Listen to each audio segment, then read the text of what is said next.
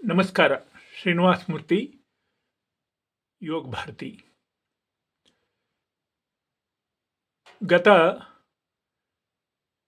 35 ವರ್ಷಗಳಿಂದ ನಾನು ಕರ್ನಾಟಕದಲ್ಲಿ ಕೆಲಸ ಮಾಡ್ತಾಯಿದ್ದೀನಿ. ಉತ್ತರ ಭಾರತದಲ್ಲಿ ಕೆಲಸ ಮಾಡ್ತಾಯಿದ್ದೀನಿ. ಪಂಜಾಬ್, ಹರಿಯಾಣ, ಹಿಮಾಚಲ್, ದಿಲ್ಲಿ ಅವರು ಮತ್ತು ಯೋಗದ ವಿಷಯದಲ್ಲಿ ಈ ಕಡೆನೇ ಇದ್ದ ಕಾರಣದಿಂದ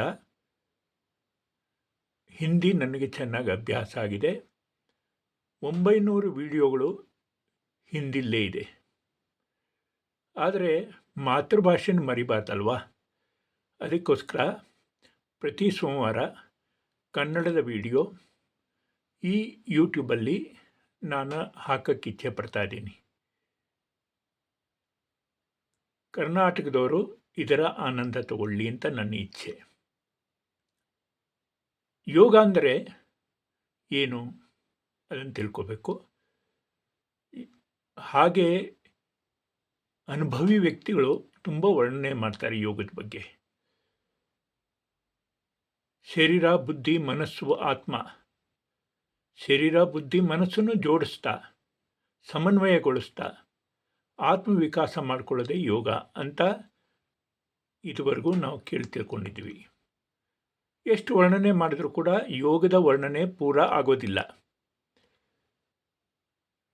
ನನಗನ್ಸಿದ್ದು ಭಗವಂತ ನಮಗೆ ಅಪಾರವಾದ ಶಕ್ತಿ ಕೊಟ್ಟಿದ್ದಾನೆ.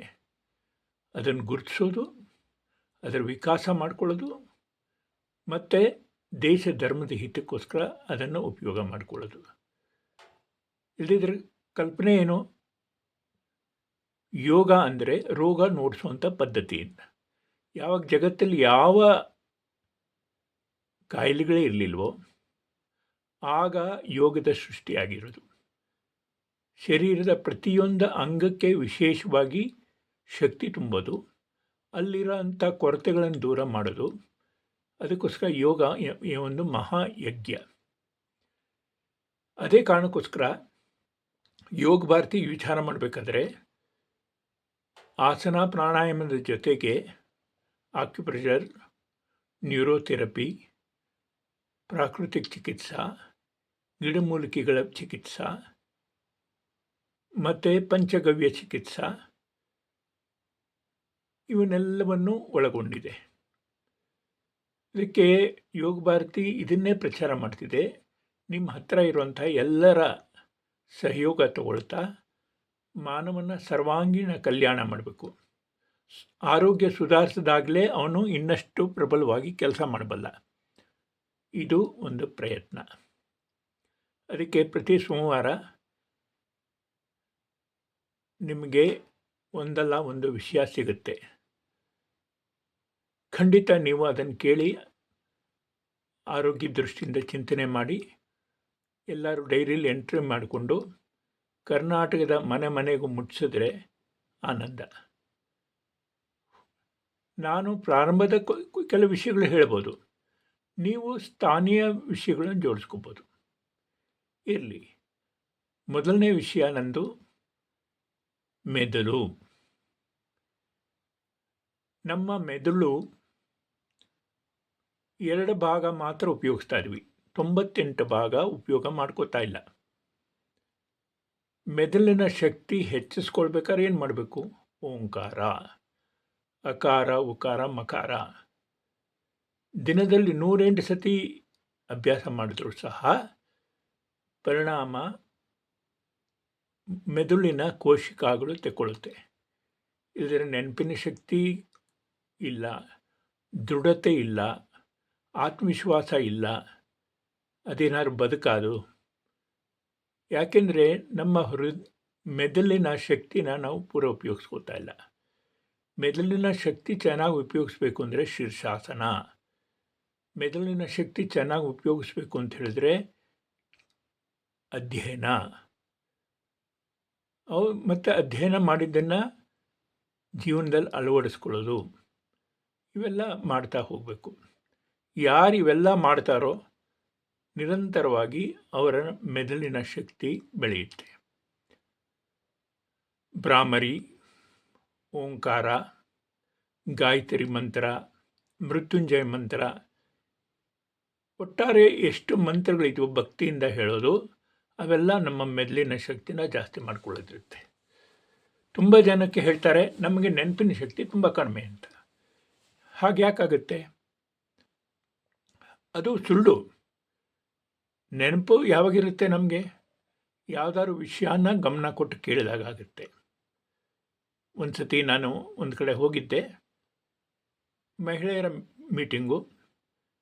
ಅಲ್ಲಿ ಚರ್ಚೆ ಮಾಡಬೇಕಾದ್ರೆ ಒಬ್ಬ ಆಕೆ ನಿಂತ್ಕೊಂಡು ಹೇಳಿದ್ರು, ನನಗೆ ನೆನಪಿನ ಶಕ್ತಿ ಕಡಿಮೆ ಇದೆ ಅಂತ. ಇಲ್ಲ, ನೀವು ತಪ್ಪು ಹೇಳ್ತಾ ಇದ್ದೀರಾ, ನಿಮ್ಗೆ ನೆನಪಿನ ಶಕ್ತಿ ಪೂರ ಇದೆ. ಅದು ಹೇಗೆ ನೀವು ಹೇಳ್ತೀರಾ? ನಾನೇ ಹೇಳ್ತಾ ಇದ್ದೀನಲ್ಲ, ನೆನಪಿನ ಶಕ್ತಿ ಇಲ್ಲ ನನಗೆ ಅಂತ. ಇರಲಿ ಬಿಡಿ, ಸ್ವಲ್ಪ ನನಗೆ ನಿಮ್ಮ ಪರಿಚಯ ಮಾಡಿಕೊಡಿ, ಎಲ್ಲಿರ್ತೀರಾ, ಏನು, ನಿಮಗೆ ಶತ್ರುಗಳು ಯಾರು, ಮಿತ್ರರು ಯಾರು? ಅವರೆಲ್ಲ ಹೇಳ್ತಾ ಹೋದರು. ಯಾರಾದರೂ ಶತ್ರುಗಳು ನಿಮ್ಮನ್ನು ಬೈದಿರೋದು ನಿಮ್ಗೆ ಗೊತ್ತಾ ಅಂತ. ಅಯ್ಯೋ, ತುಂಬ ಗೊತ್ತು. ಯಾರು ಯಾವಾಗ ಏನೇನು ಬೈದರು ಎಲ್ಲ ನೆನಪಿದೆ ಅಂತ. ಹಾಗಾದ್ರೆ ನೆನಪಿನ ಶಕ್ತಿ ಚೆನ್ನಾಗಿದೆ ಅಲ್ವಾ ನಿಮಗೆ ಅಂತ. ಓಹೋ, ಅದೇನು ಅಂದರೆ ಯಾರು ಬೈದಿದ್ದು ಮನಸ್ಸಿನ ಆಳಕ್ಕಿಳಿದು ಹೋಗುತ್ತೆ, ಯಾರು ಹೊಗಳಿದ್ದನ್ನು ಮರ್ತು ಹೋಗ್ಬಿಡ್ತೀವಿ ಅಂತ. ನಾನು ಅದನ್ನೇ ಹೇಳಿದೆ, ನೆನಪಿನ ಶಕ್ತಿ ಹೆಚ್ಚಿಸ್ಕೊಳ್ಬೇಕು ಅಂದರೆ ಮನಸ್ಸಿನ ಆಳಕ್ಕೆ ತೊಗೊಂಡು ಹೋಗಬೇಕು, ಪದೇ ಪದೇ ಅದನ್ನು ಸ್ಮರಣೆ ಮಾಡ್ಕೋಬೇಕು. ಆಗ ನೆನಪಿನ ಶಕ್ತಿ ಜಾಸ್ತಿ ಆಗುತ್ತೆ. ನಾವು ಬೈಗಳನ್ನು ನೆನಪು ಮಾಡ್ಕೋತೀವಿ, ಬೈದವ್ರನ್ನ ನೆನಪು ಮಾಡ್ಕೋತೀವಿ, ಆದರೆ ನಮ್ಮ ಶಕ್ತಿ ಬೆಳೆಸಿದವ್ರನ್ನ ನೆನಪು ಮಾಡ್ಕೊಳ್ಳೋಲ್ಲ. ಹೀಗಾಗಿ ನೆನಪಿನ ಶಕ್ತಿ ಕಡಿಮೆ ಆಗುತ್ತೆ.